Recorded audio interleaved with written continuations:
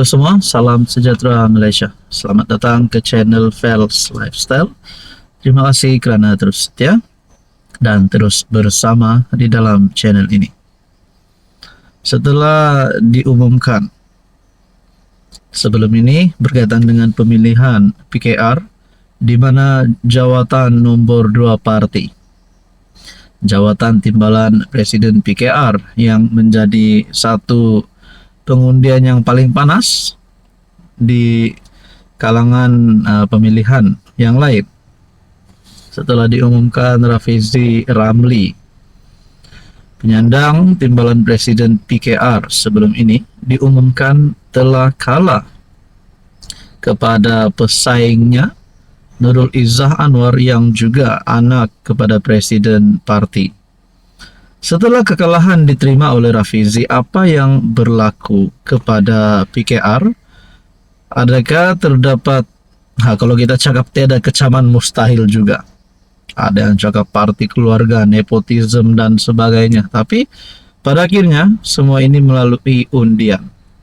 Nah, kemenangan Nurul Izzah, ada yang memberikan komen, ada yang memberikan pandangan.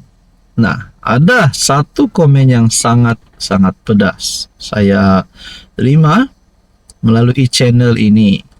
Berkata, terbaik Rafizi, reformis rakyat, pasti parti anak beranak juga akan berakhir dan jadi penggal terakhir. Adakah maksud daripada komen ini? Setelah kemenangan Nurul Izzah sebenarnya membawa satu pembawaan ataupun sentimen yang tidak baik untuk PKR. Nah, saudara-saudara, adakah maksud di sini parti anak beranak akan berakhir dan jadi penggal terakhir bermakna Anwar akan letak jawatan, Anwar tidak akan menang pada PRU16 ataupun PKR akan hancur? Nah, mungkin ini adalah komen daripada penyokong Rafizi yang benar-benar mahu Rafizi menang. Tapi takkanlah hanya satu komen ini boleh mengesahkan kekalahan terhadap ataupun kehancuran terhadap PKR, kan? Jadi ini mungkin hanya pandangan dan komen daripada viewers ataupun subscriber dalam channel ini.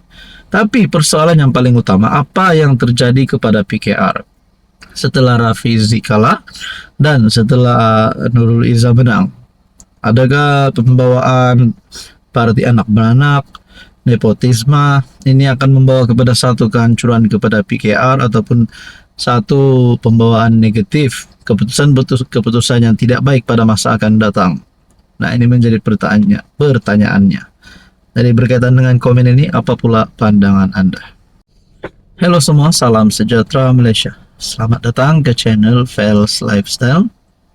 Terima kasih kerana terus setia dan terus bersama di dalam channel ini. Tuan-tuan dan puan-puannya, saya amat hormati. Diumumkan antara keputusan yang kita nantikan adalah berkaitan dengan pemilihan jawatan nombor 2 PKR. Mestilah ramai yang ternanti-nanti keputusannya.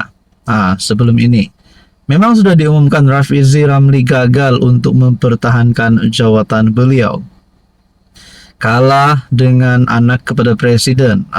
Jadi setelah kekalahan yang diterima oleh Rafizi Ramli ini, tiba-tiba pula saya menerima satu komen yang serius. Saya tidak pernah terima komen ini sebelum ini. Saya tidak pernah mendengar parti ini parti rasuah.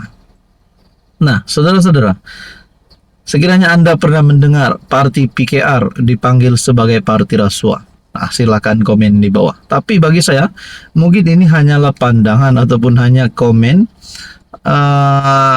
orang kampung, ataupun kita pun tidak tahu beliau ini siapa. Tapi melalui komen ini yang berkata 100%, ini melibatkan pilihan raya negeri Sabah 17. 100% Barisan Nasional lingkup di Sabah bersama-sama PKR. Dua-dua parti Malaya yang kaki rasuah. Nah, saya tidak tahu sejauh mana kesahihan komen ini, sejauh mana kebenarannya komen ini. Saya tidak cakap parti BN ini rasuah, saya tidak cakap parti PKR rasuah ataupun mana-mana parti rasuah. Tapi mungkin kita pernah mendengar ada dakwaan-dakwaan di luar sana mana-mana pemimpin yang terlibat dengan rasuah, ada yang kata parti mereka juga rasuah. Tapi untuk PKR dan BN saya tidak tahu. Dan saya pun tidak tahu parti mana di Malaysia ini yang benar-benar rasuah. Siapa yang tahu? Jadi melalui komen ini saja, kenapa tiba-tiba timbul komen ini yang berkata parti PKR pun rasuah.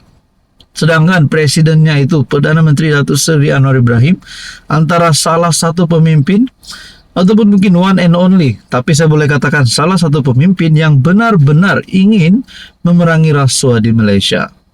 Nah, berkaitan dengan komen ini, adakah kita boleh juga cakap pembawaan kepada kemenangan Nurul Izzah yang membawa kepada PKR ini ditolak oleh rakyat Sabah? Nah, itu pun menjadi pertanyaan orang kampung juga.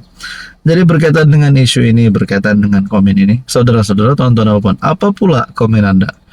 Silahkan komen di bawah. Halo semua, salam sejahtera Malaysia.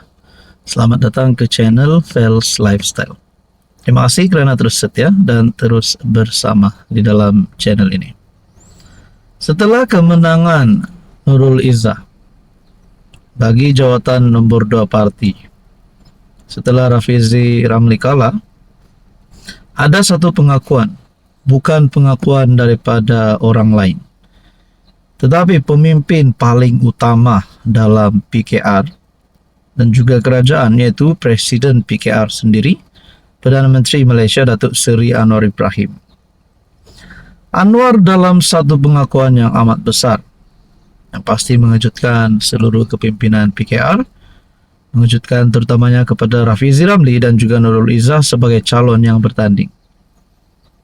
Anwar Ibrahim sebut kedua-dua nama calon ini, termasuk Rafizi Ramli yang sudah beberapa penggal memegang jawatan ataupun sudah berapa lama memegang jawatan timbalan Presiden PKR, tapi akhirnya kalah dengan anak kepada Presiden Parti. Nah, tapi ini pengakuan Anwar yang terbaru selepas keputusan pemilihan PKR. Anwar akui Rafizi, Nurul Izzah terlanjur dalam berkempen. Presiden PKR Anwar Ibrahim mengakui terdapat keterlanjuran ketika Rafizi dan Nurul Izzah berkempen dalam merebut jawatan timbalan Presiden Parti.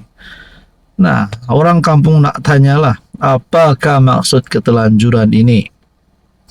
Anwar menyifatkan keterlanjuran itu adalah satu kesilapan kecil dan kedua-dua pihak sewajarnya tidak menghukum antara satu sama lain.